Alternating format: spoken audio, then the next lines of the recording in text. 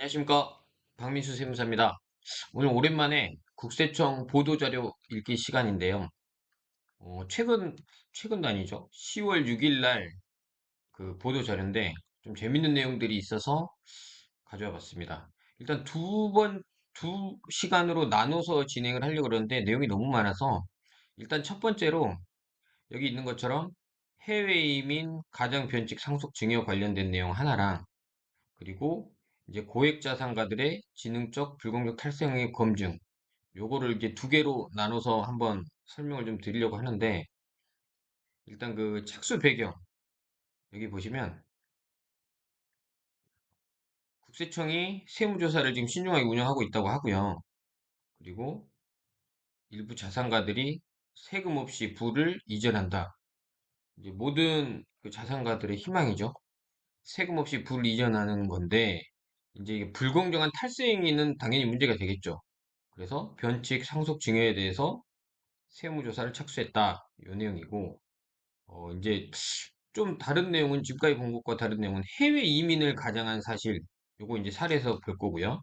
그리고 사망 사실 은닉, 그러니까 돌아가셨는데 안 돌아가신 것처럼 숨기는 거, 이 내용. 그리고 국내 재산을 편법 증여.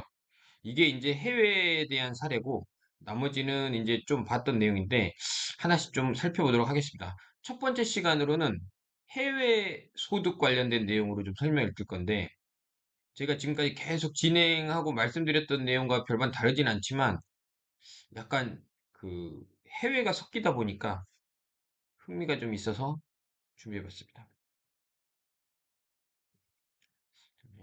페이지를 좀 늘려서, 요거를 같이 보면 좋을 것 같아서 이제 설명을 좀 드릴 건데, 첫 번째로 해외 이주를 가정하여 국내 재산을 반출한 건데, 이제 내용을 함께 보도록 하시죠. 국외에 거주하는 연소자 A, 그러니까 해외에 있는 자녀에게 고가의 국내 부동산을 이렇게 취득을 하셨어요. 몇억 원에 몇십억 원에 취득한 것 같은데, 이제 분석한 결과 아버지가 이 부친 B가 해외 이주 목적으로 외환을 보낸 겁니다. 해외 이주 목적으로 외환을 반출했어요. 나는 이제 해외에 갈 거니까 이 돈 가지고 해외에서 부동산을 사야지 하고 나간 겁니다. 근데 나갔는데도 실제로는 국내에서 사업을 했고 신용카드 결제하고 이제 한국에서 생활한 게 밝혀지는 거죠. 그래서 봤더니 부친은 돈을 갖고 나간 건 맞는데 해외에서 부동산을 취득한 사실이었고 반대로 자녀는 외국에 살고 있는데 국내에서 부동산을 취득했단 말이죠. 근데 알고 봤더니 이 자녀는 사실 국외에서 뭐 딱히 소득이 없고 국내 부동산을 취득할 만한 여력이 부족한데 이게 이제 의심이 돼서 검토를 한 겁니다. 근데 봤더니 아버지가 비거주자로 가장을 해가지고 저 아까 말한 것처럼 해외에서 이 해외에서 자녀에게 돈을 준 거죠.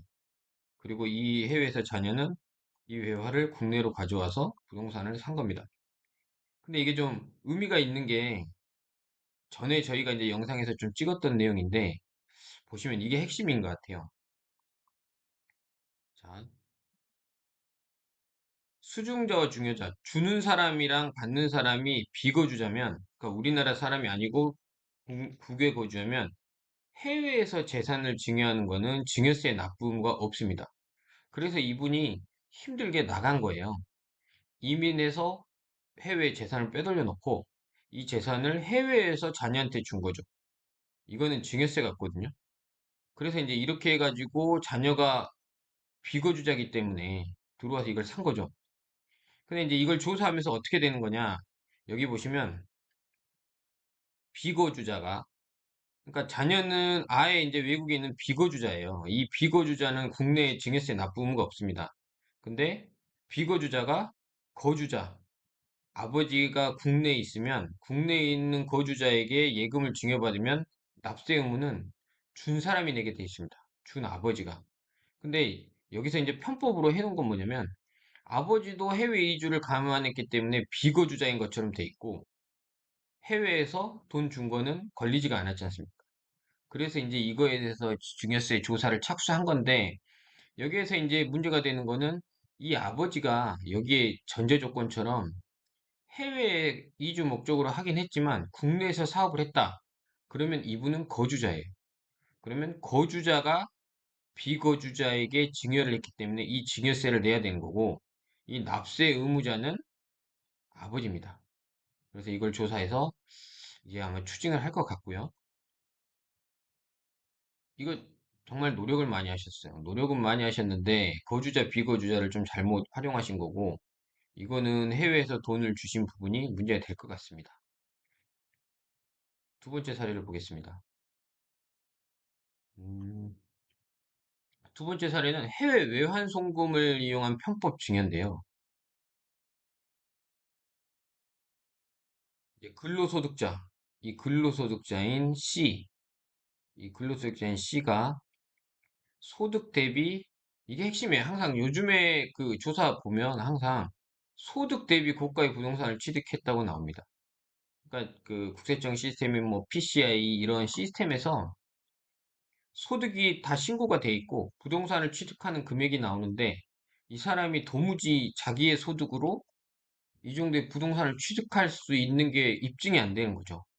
그래서 조사가 시작되는 겁니다. 그래서 보시면 이 근로소득자 C가 해외에서 사업한 이력도 없는데, 여기 보시면 본인의 해외 계좌, 해외에서 계좌를 이제 개설한 것 같아요. 고액의 외환을 계속 국내에 반입한 겁니다. 해외에서 사업을 한 것도 아닌데 계속 해외 계좌에서 돈이 들어온단 말이죠. 이게 포착되겠죠? 그래서 알고 봤더니 해외에서 포착하기 어려운 걸 이용해서 붙인 아버지의 이제 국외 사업장이 있어요. 아버지의 국외 사업장이 있는데, 여기서 아버지 명의 해외 계좌로 돈을 넣고 아들 명의 해외 계좌로 여기서 이제 계좌 송금을 한 거죠, 이렇게. 해외 계좌니까. 그러고 나서 아들은 이 해외 계좌에서 국내로 돈을 가져오고, 이 국내에서 이 돈을 가지고 부동산을 취득합니다. 근데 이거는 뭐 너무 명확하게 밝혀지지 않을까요? 이게 아니 자녀가 소득이 없고 돈이 해외에서 자꾸 들어오고 부동산을 샀는데 출처가 안 나오면 당연히 이거는 될 것 같은데 머리를 좀 잘못 쓰신 것 같아요. 그리고 또 여기서 또 하는 건 동생. 동생은 신고소득이 미미한데 국가 외제차 실익했다. 이거는 뭐 소득이 없는 사람이 사치생활을 했기 때문에 이것도 동일한 선상에서 걸린 것 같은데, 여기서 의미 있는 거는 이분들의 생각이 해외에서 돈을 가져오는 건 문제가 안 되겠구나 하고 생각했던 게 착오입니다. 그리고 요즘에는 해외 금융계좌 신고나 이런 의무가 다 있기 때문에 그 부분도 문제가 되실 것 같고, 이 부분은 아니 외환이 들어오면 당연히 은행에서 신고가 들어가는데 왜 이렇게 하셨는지, 이건 좀 문제가 될 것 같습니다. 그리고 세 번째 사례를 보겠습니다. 이거 뉴스에도 나왔던 것 같은데요. 이건 좀 무섭죠. 무서운 건데, 해외 이주자가 사망 사실을 은폐한 내용인데, 어, 한번 내용을 볼게요. 해외 이주자 F. 이분은 해외에 이제 사시는 분인데, 최근에 수년간 국내 출입국 사실이 없어요. 근데 국내 부동산이 있으신 거죠. 이 부동산에서 임대 소득이 나오는데, 이게 이제 봤더니 부동산에서 계속 임대소득 발생하는데 재산 취득한 것도 없고 해외 송금한 것도 없어서 이상하다 하고 조사가 된 것 같아요. 근데 이분은 사실은 그 현지에서, 외국에서 돌아가셨어요. 수년 전에. 근데 국내 부동산에는 상속 등기도 안 해놓고 그냥 자녀가 계속 쓰고 있었던 겁니다. 이건 좀 약간 그런 거랑 비슷하죠? 우리나라의 뭐 연금이나 이런 걸 탈 때 사망한 거를 알리지 않고 뭐 보험을 타먹었다 이런 거 자꾸 뉴스에 나오지 않습니까? 이건 비슷한 것 같아요. 근데 결국에 이거는 걸렸는데, 여기서 문제는 왜 이분이 사망 신고를 안 했을까? 생각해보면 이게 이제 돌아가신 거를 바로 밝히게 되면 이 국내 부동산 절반이 상속세로 납부가 됐겠죠.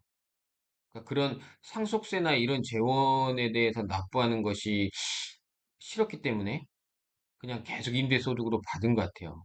근데 결국에는 언젠가는 했을 텐데 이게 이제 좀 짧은 생각이었죠.